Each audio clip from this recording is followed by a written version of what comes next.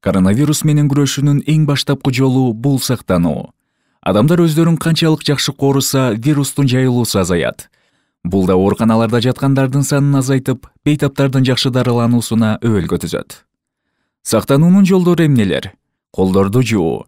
Колуңузду самындап 20 секундта жууганыңызда вирус жоголот. Маска тагынуу.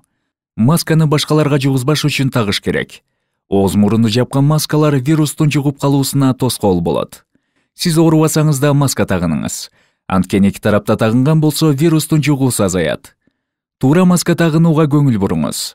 Оозду жана мурунду жаап туруш керек.